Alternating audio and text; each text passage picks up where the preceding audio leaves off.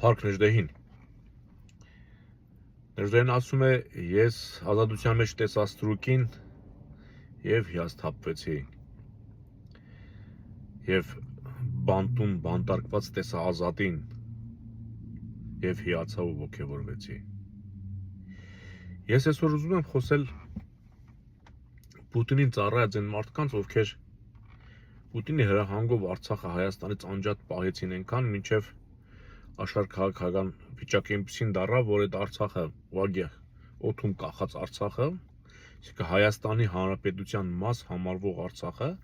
օդում կախած պահելով այնքան ռուս-թուրքական ծրագրին, որ ասենք իրավիճակը փոխվի, դա որպես առուծախի առարկա օգտագործի Պուտինը։ Այդ մարդիկ այդ գործողությունը կատարել են, խոսքը Արցախի այսպես կոչված ռազմաքաղաքական ղեկավարությանն է վերաբերվում, որոնց խաղաղության մրցանակ ստացած Հեյդարի Լակոտը ցմահ բանտարկեց։ Ցմահ։ Ոչ մի, ասենք, անգամ եթե իր տեսանկյունից, եթե նրանք հանցագործներ, ասենք, բարի կամքի դրսևորում չկա։ Ես այն առաջ օրերից, երբ որ նրանք հանձնվեցին Իլհամին, ես դա գիտեի, որ ասենք Պուտինի կամքով են իրենք հայտնվել այնտեղ, որովհետև իրենք մորթապաշտ են իրականում, իրենց վարքագիծը դա է ցույց տալի։ Իրենք այն կարգի են ծառայել Պուտինին, որ անգամ զնդանում հիմա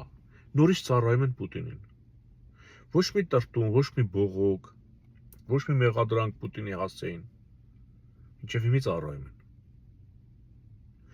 Նույնիսկ տեսնելով, որ այդ Պուտինը հնարավորություն էլ չունի, եթե հույս ունեն, որ մի օր կարող է դեղից իրենց անի, իրենք հասկանում են, որ այդ հնարավորությունն էլ չկա,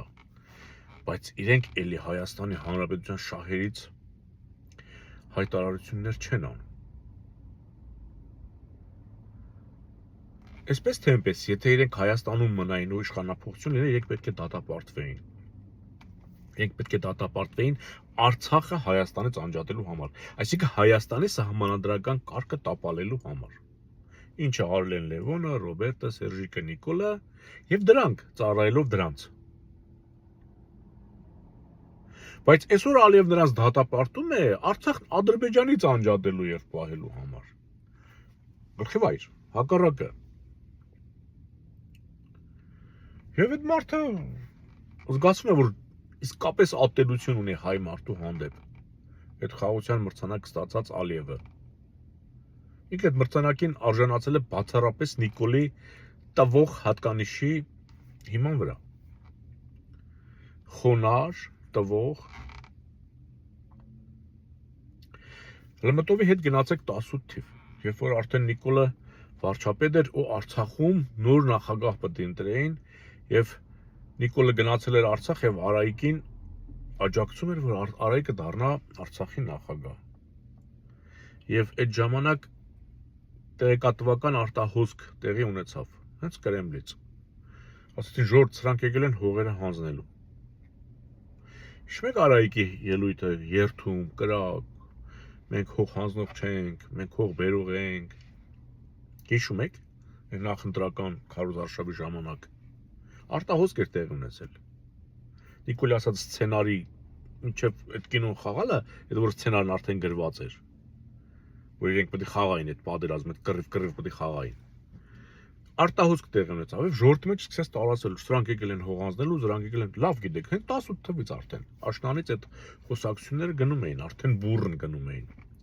Սրանք հերքում էին։ Եվ Նիկոլը որպես փրկություն Արցախում հայտարարեց, որ Արցախը Հայաստան է,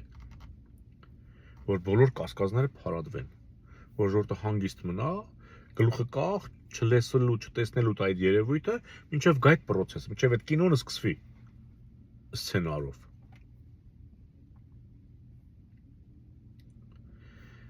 Եվ այդ տղերքին, որ կալանավորեցին անկեղծ ասած, ասենք, ես ցավ չաբրեցի, ես ամոթ աբրեցի։ Իրենք պետք է մեր բանտում նստեին։ Ու ես գիտեի, որ դա Իլհամը պետք է օգտագործի իբարս Ազերստանի, այդ ոչխարների ժողովրդի։ Այդ մարդիկ հիմա, ասենք, բացարձակ շուրջ չեն եկել, էլի գոնե, էլի դառնամ մեր մեծն նժդեհին, ասում է, այնպես արա, որ մահադել ծառայի հայրենիքին, եթե պետք է մեռնես, տեսնում եք, չէ, Արայիկի վիճակը, Բակոյի, Ակոյի, ինչ հյուծված են, անհույս են արդեն, էլի ոչ մի խոսք պայմանավորության մասին, այս սցենարով կինոյի մասին չեն խոսում, իրենք կարող են, չէ, բանտերից ընդեղ բարձրացան, որ այս սցենարով խաղեր, սենց հարին, նենց հարին, նենց հարին, նենց հարին։ Ասենք Նիկոլի ասած սցենարով պատերազմը իրենք բաց են հագագծերը։ Իրենք դրա մասն են եղել, իրենք այդ խաղացողներից են բոլորը։ Քոչարյանն էլ այդ սցենարով պատերազմի անդամ է Քոչարյանը, որտեղ ինքը նոյեմբերի 9-ի փաստաթղթին 2-0-ով կողմ էր։ Բայց հիմա էլ որ արդեն նորից Արցախ չկա, էլի Պուտինին չի մեղադրում, ոչ Ռոբերտը, ոչ Տաշիր Սամոն, այդ կարգի վախեցած են։ Նրանց տեսնում են, ասենք Ակոյին, Բակոյին, Արոյին, այդ Արցախի խալխին։ Եվ լռում են, ասում են, վայ, մեր հետ էլ Պուտինը տենց կանի։ Այն Պուտինը, որ արդեն, ասենք, տաջիկները, բաները արդեն ծաղրում են, բանի տեղ չեն դնում։ Շուր են եկել լրիվ Չինաստան։ Պետություններ, որ ասենք կյանքում Ղազախստան պետություն չի եղել։ Հասկանում եք։ Թուրքմենիստան, Կырգызստան, դրանք բոլոր բոլշևիկների սխալով սարքված պետություններ են։ Սարսափելի տարածքներով։ Թուրքիայից մեծ տարածքներ ունեն, Ուզբեկստանը, պատկերացնում եք։ Պետություն են դարձել, արդեն Ռուսին դեմ են տալի։ Իսկ հավատարիմ հային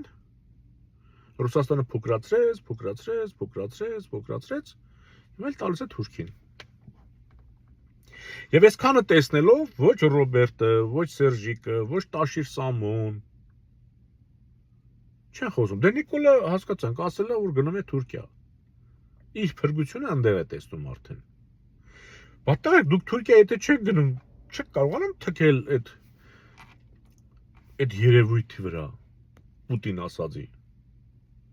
Տաշիր Սամոն, դու փրկություն չունես։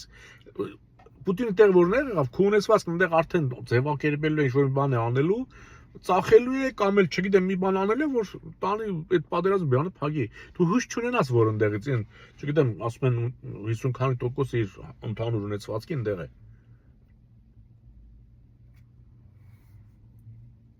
Լավ մարդը բանտում էլ արդեն տեսնում իր վերջի օրերն է գալիս, բան։ Ու էլի գոնե իօկոտ հայրենիքի հայտարարություն չանի։ Ախր Ակո Բակո, այդ Ակոն բան է եղել, չէ՞։ Չէ, Բակոն համ ազգային KGB ինչ ազգային ան, KGB-ի պետն էր Արցախի, հետո եկավ դառավ նախագահ։ Բայց որ հանգարց մեկը մի թուրք գալիս էր գերի են գնում, հələ որ Արցախը չէին հանձնել։ Այսինքն շրջափակման մեջ էր։ Այդ Ակոյի, Բակոյի ենթարկված KGB-ն այդ թուրքին գալիս էր վերցնում էր տանում տալիս էր ադրբեջանցիներին։ Բայց դուք էլի դեղ եք մնացել։ Անկամ ձեր ձեռքի տակ աշխատած KGB-ն հասկանաք թուրքերին, այն ամենադեն ընկած թուրքին էլ, որ ասեք գերեր են գնում, իրա թեկուզ իրա ոտքով եկել գեր, գալիս իրենք էին տանում հանձնում թուրքերին։ Ձեզ այնտեղ թողած։ Այդ դուք այդքան անտեսված եք KGB-ի համար։ Ու ասենք էլի լուր եք այնտեղ։ Ոչ մի բան Պուտինի հասցեին, ոչ բան սցենարով պատերազմի մասին։ Եվ ես հիշեցի ակամայից մեր Արտավազդին, Տիգրամեծի որդուն, ով նույնպես գերի ընկավ եւ Կլեոպատրայի ձեռքի տակ նրան ասացին խոն արվի թագու առաջորդների, արհամարեց ընտան կնոջ հետ, արհամարեց անգամ երեսին չնայեցին եւ սպանեց նրանց։ Եվ հիմա հույն հռոմեացի պատմիչները այդ մասին մեծ բանով գրում են։ Գրել են, մենք էլ արդեն գիտենք։ Իր մահը ծառայել է մեր ինքնության պահպան, մեր արժանապատվությանը։ Գագիկ II Բագրատունին չխոնարհվեց, խաբեպա անվանեց, ստախոս անվանեց բյուզանդական կայսրին։ Դուք այսօր այդ Պուտինին երբեք չասեցիք խաբեպա։ Անկամ բանտում նստած, որ իսկապես դուք էլ ընդեղից դուրս գալու այտենց, որովհետև ես չգիտեմ Պուտինի վիճակը լավ լինել էլ կարող է նա այդպես է վարվում։ Եվ ով գիտի Տաշիր Սամոն դրա համար այդպես վախեցած ռուսերեն ուզում է երկրորդ պետական լեզու բերի, չգիտեմ, երրորդ էլ է ուզում բերի, չգիտեմ որ լեզուն է ուզում բերի։ Երևում է, չէ՞, ժողովուրդ ով է։ Եվ առհասարակ Տաշիր Սամոյին աջակցող ժողովուրդ, եթե դուք հիասթափվել եք Ռոբերտից, դե բնականաբար Նիկոլից վաղուց հիասթափված պետք է լինեք, որոշել եք, որ պետք է Տաշիր Սամոյի հետ այդ ճամփեն գնաք, տարբերություն չկա։ Նույն բանն է տեղի ունենալու։ Դուք պետք է ազգայինին միանաք։ Ես էլի եմ ասում, համացանցում տեսնում ենք տարատեսակ մարդկանց նկարներ։ Ու ունենց մարդիկ, ովքեր դրա արժանիքն էլ չունեն, որ երկիր ղեկավարու նկարները գրել են։ 5 հատ, 6 հատ, 10 հատ նկար են շարում։ Եվ ում կուզեիք տեսնել երկրի ղեկավար, ու չկա այնտեղ ոչ Սասնացուր, ոչ Բևեր։ Սա նշանակում է, որ համատարած ամբողջ քաղաքական դաշտը ռուս-թուրքական է եւ Բևերի դեմ է։ Համատարած Բևերի դեմ են։ Ինչու՞։ Որովհետեւ Բևերը ապստամբել է դրանց տերերի դեմ, Պուտինի դեմ։ Ինչու է այսօր Նիկոլի օրոք Սասնացուրը բանտում։ Որովհետեւ Նիկոլի տիրոջ դեմ է ապստամբել։ Նիկոլը չի որոշում Սասնացուրերին բանտում պահի թե չէ։ Դա Պուտինն է որոշում։ Սերժկի ժամանակ էլ էր Պուտինը որոշում։ Եվ այսօր ամենտեղ ամենքից խոսում են, բոլոր տիպի հակամդրություն, հակամարտություն, բան, քաղաքական գործիչ կլինեն, թե ձևացող կլինեն, քաղաքական թիմեր կլինեն, չկա Բևերի եւ Սասնացուրերի մասին խոսակցություն չկա։ Վախենում են այդ անուն արտաբերեն, որ մարդիկ տեղյակ չլինեն։ Բևերը դարձել է ինդիկատոր հանրության մեջ, զգացվում է, որ եթե բոլորը Բևերին դեմ են, բոլորը նշանակում է բոլորը մի դաշտում են խաղում։ Նիկոլը Բևերին դեմ է, Քոչարյանը դեմ է, Սերժիկը դեմ է, Տաշիր Սամոն դեմ է։ Չգիտեմ, ով կա, չգիտեմ, ու ինչ գիտեք, բոլորը դեմ են։ Դոդի Գագոն դեմ է։ Այդ եթե բոլորը Բևերին դեմ եք, ուրեմն բոլորը նույն դաշտում եք։ Բևերը ցավեցրել է ձեր ընդհանուր տիրոջը։ Սա է բացահայտում։ Եվ իսկապես պետք է տեսնել սա։ Սա եթե դուք չտեսնեք, իսկապես Բևերով կարող եք տեսնել, եթե բոլորը, եթե Բևերին դեմ են, այդ հակառուսականությունը, անկեղծ ասած, 10-20 տարի առաջ նախախորհրդարան Սարդարապատ շարժում, որ չկային էլի Նիկոլներն էլ չկային հələ։ Ժիրայր Սեֆիլյան, Վարժան Ավետիսյան, Կարագին Չուքազյան, հասկանում եք։ Այն ժամանակվանից ասելով եկել են։ Որ նույնիսկ ծիծաղ էր առաջանում, առանց ռուսոնց կլինի։ Հիմա հակառուսականությունը քարոզը տարածվել է, բայց որից մեկը չասում էլի Պուտին շանտաղես ինչ է կանում։ Քարոզում են, մարդ էլ քննադատում են նորից ասում, բայց դա առանց ռուսի չի լինի։ Հասկանում եք, այսինքն կա ռուսն է, չկա ռուսն է։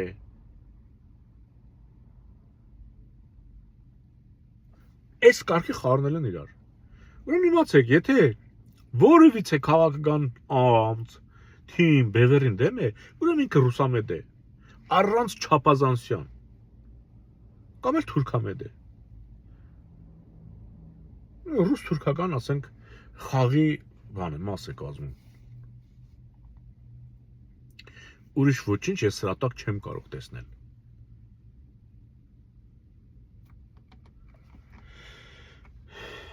Մնաք խաղությամբ։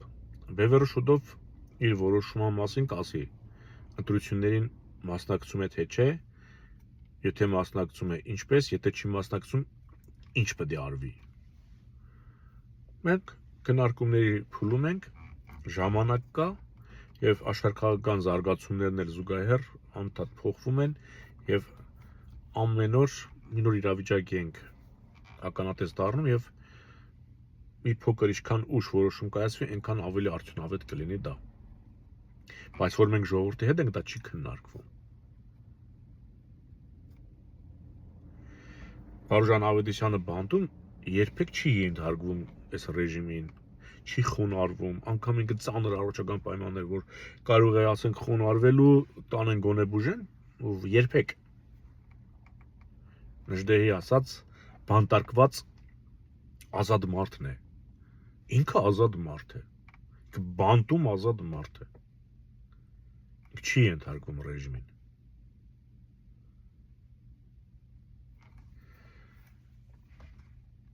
Հետևեք Բևերի բոլոր նորություններին, Սասնա ծռերի, հետևեք։ Մնաք խաղաղությամբ։